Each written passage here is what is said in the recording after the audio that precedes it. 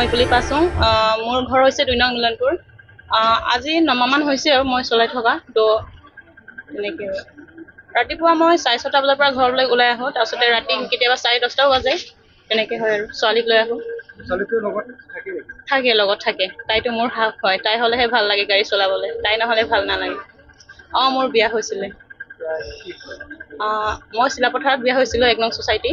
তো মোৰ হাজবেণ্ড মই বিয়া হৈ এবছৰ 10 মাহ হোৱা দিনাখনে ঢুকাইছে তেওঁ তো এতিয়া মা দেউতাৰ লগতে আছোঁ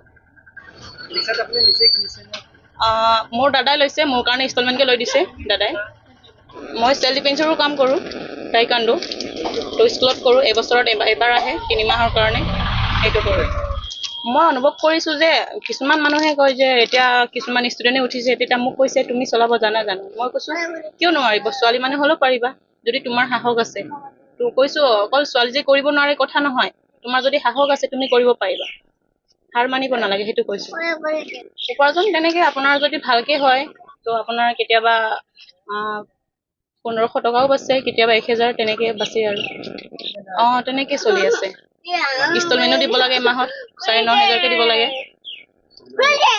অসুবিধাটো হয় আৰু ইলেক্ট্ৰিচিটি পেলাই আকৌ লাইনৰ বিলটো আহেই আপোনাৰ 2000কৈ আহে মাহত গৈ পেলাই ইনষ্টলমেণ্ট 9,500 তেনেকৈ 12-13,000 মান খৰচা হয় আৰু গাড়ীৰ ওপৰতে মাহেকত খেতি বাতি কৰে তেনেকৈ মই কিছুমান হাজিৰা কৰি তেনেকৈ হাজিৰাও কৰিছোঁ আগতে তেতিয়া গাড়ী নাছিলে তেতিয়া মই খেতি কৰিছোঁ লোকৰ ঘৰত হাজিৰা কৰিব গৈছোঁ তেতিয়া নিজে মাটি বন্ধকীও লৈছোঁ তেনেকৈ কৰি খাই আছোঁ আৰু